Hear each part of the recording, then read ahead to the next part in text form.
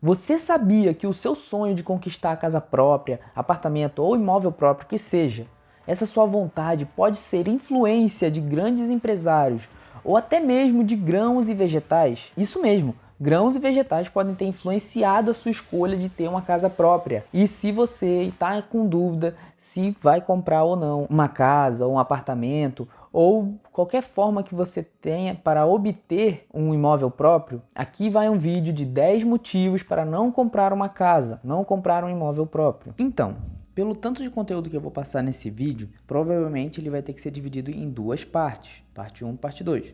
Mas fique tranquilo que todos os motivos são importantes. Você pode ver tanto a parte 2 primeiro ou a parte 1 primeiro. O importante é você ver as duas partes para que entenda todos os motivos. Mas fica tranquilo que esse vídeo não é feito para formar opiniões, nem para dar uma opinião como verdade absoluta. Sim, para mostrar base de dados e fatos para que a pessoa possa ver por si mesma e tomar uma decisão individual, que ela possa estar mais munida de conhecimento para poder decidir se ela quer mesmo ou não, ou se ela está sendo influenciada ou não. E de qualquer forma, vai ser feito outro vídeo, como se fosse uma parte 2, mostrando motivos para se comprar um imóvel ou casa própria. Agora, partindo para o vídeo número 1. O futuro é pagar por mais serviços ao invés de produtos e sai até mais barato para a maioria das pessoas. Como assim? Tem um pensamento muito forte nas pessoas que não querem pagar aluguel, que é: o aluguel é um dinheiro que não volta, é um dinheiro desperdiçado, porque eu vou estar pagando e não vai me voltar nada. Agora, se eu pagar um financiamento,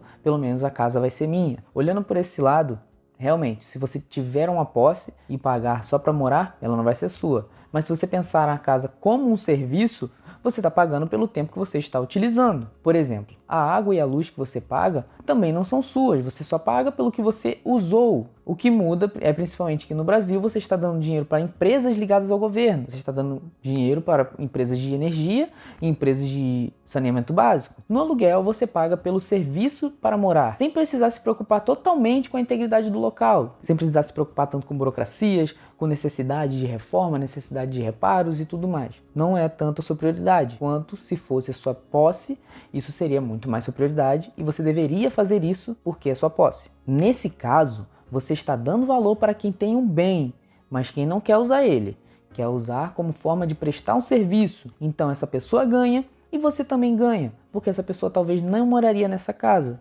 mas ela utiliza de um serviço para poder ganhar um dinheiro, uma renda, e você utiliza esse serviço para poder morar. Você não precisa se prender àquele lugar para poder morar, você utiliza um serviço, todo mundo acaba ganhando. Um grande exemplo disso é o tão famoso Grande Reset Mundial, que provavelmente vai virar mais um vídeo no futuro aqui nesse canal. Um dos grandes assuntos desse Grande Reset Mundial é: em 2030 você não terá nada e ainda será feliz. Como assim? Você não vai possuir, entre aspas, nada, nenhum produto, mas vai utilizar tudo isso como serviços. A geração atual não quer possuir carro, não quer mais comprar tanto carro.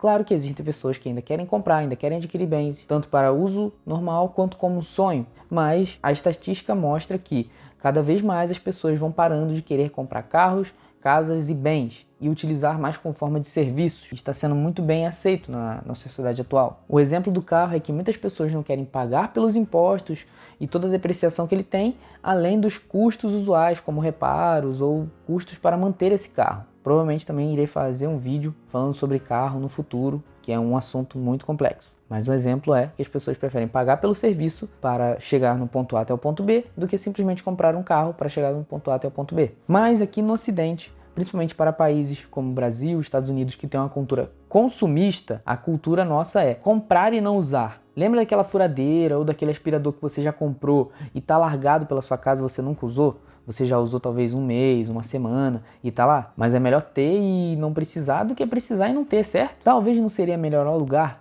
só para quando você realmente precisasse? Você não iria gastar tanto dinheiro para adquirir esse bem. Quem empresta iria ter uma renda e está agregando valor a toda uma comunidade, porque ele não estaria emprestando somente a você, mas todo mundo que precisa daquele serviço. Ou seja, todo mundo que precisaria daquele produto que seria comprado e está sendo emprestado, está recebendo o valor de uma pessoa só. Essa pessoa está sendo focada naquele produto e está entregando mais qualidade e está virando referência naquilo. Então, se ele está emprestando o mesmo produto que todo mundo iria comprar para deixar acumulado, agora ele está emprestando para várias pessoas de forma usual. E sem contar que você iria diminuir o acúmulo dessas coisas. Essas coisas podem acabar quebrando, se deteriorando, perdendo seu valor, ficando velhas ou até se perdendo. E ainda acaba ajudando o meio ambiente, consumindo cada vez menos, tendo melhor utilização desses bens. Então, a cultura de utilizar serviços e comprar menos produtos é uma realidade que está chegando cada vez mais. O segundo motivo número 2 nós fomos programados desde a nossa evolução a ser domesticados. Mas como assim domesticado? Antigamente, os seres humanos, Homo sapiens, eram nômades. Ou seja, eles viviam sendo caçadores e coletores. Desde a Revolução Agrícola, eles passaram a viver em casas, ou seja, foram domesticados. Domesticado vem do sentido etimológico que significa doméstico, de casa. Ele foi aprisionado dentro de casa para poder cultivar os grãos e cereais que vieram da Revolução Agrícola. O que antes o ser humano era um ser solto pela natureza, que ele vivia coletando e caçando, ele passou a ficar num local físico e plantando para poder colher, e alimentando animais e cuidando desses animais para poder colher. Com isso, os grãos, os vegetais acabaram domesticando o homem. Muitos falam que foi o trigo. O trigo foi quem realmente domesticou o homem e não o contrário. O sentido etimológico da palavra domesticado vem disso. E sem contar que, a partir desse momento da Revolução Agrícola, foi quando os seres humanos começaram a roubar e a saquear uns aos outros, pois eles estavam acumulando terras, acumulando bens, sempre no local físico, e ficavam mais propensos a serem atacados. Ou seja, o motivo 2 porque nós fomos domesticados pelos grãos e pelos vegetais. Você pode ver muito mais sobre isso no livro Sapiens, que eu vou deixar aqui na descrição, direto para a Amazon. Motivo número 3. Os empresários fizeram o sonho da casa própria para prender os funcionários perto deles. Por volta dos anos 90, Henry Ford, o grande empresário da marca Ford dos carros, lá dos Estados Unidos, precisava de muitos operários para sua fábrica. Só que muitas pessoas se mudavam, muitas pessoas queriam ir para outra cidade, queriam qualidade de vida, que seja, não queriam viver uma vida de fábrica.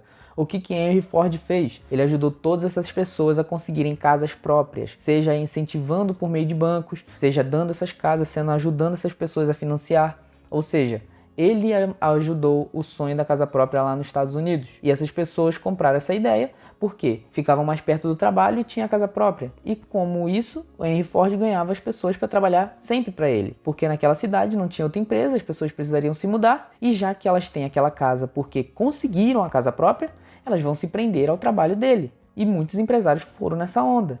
Tanto que hoje em dia, muita dessa cultura de casa própria está atrelada a grandes empresas. As empresas se aproveitam das pessoas que querem a casa própria para poder prender elas nos empregos. As pessoas preferiam sempre procurar a estabilidade, mas acabavam sempre presas.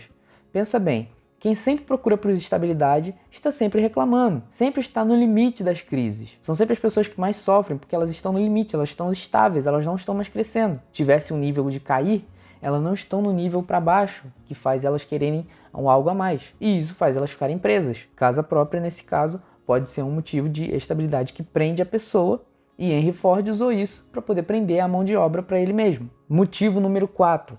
Ligado ao número 3, também tem a crise de 2008. Graças a esse grande sonho das pessoas terem a casa própria, muitas ainda não podiam ter como pagar, mas ainda sonhavam. Com o acesso ao crédito fácil, muitas pessoas que não tinham renda, mesmo assim conseguiram a casa própria. Não tinham valor para agregar, não tinham nem emprego, nem renda, mas mesmo assim conseguiram a casa própria. E o que aconteceu na crise de 2008? Os bancos facilitaram crédito a essas pessoas e essas pessoas conseguiram casas. Mas essa recompensa que eles tiveram foi como construir uma casa na areia. E uma hora essa casa desmoronou, que no caso foi a crise de 2008. Juntar seus tesouros, juntar seus sonhos, ou seja, aquilo que você acha mais valioso em uma coisa física, uma coisa frágil, pode ser tudo o que você precisa para poder ter esse sonho desmoronado. Essas pessoas não agregavam valor à sociedade. Não porque elas não tinham muito dinheiro, mas simplesmente porque elas não tinham como pagar aquilo que eles se comprometeram a pagar. E com isso, eles ficaram presos a um sonho que podia ser acabado de qualquer forma, que foi o que aconteceu. Como, por exemplo, se você pega um empréstimo, põe todas as suas garantias naquele sonho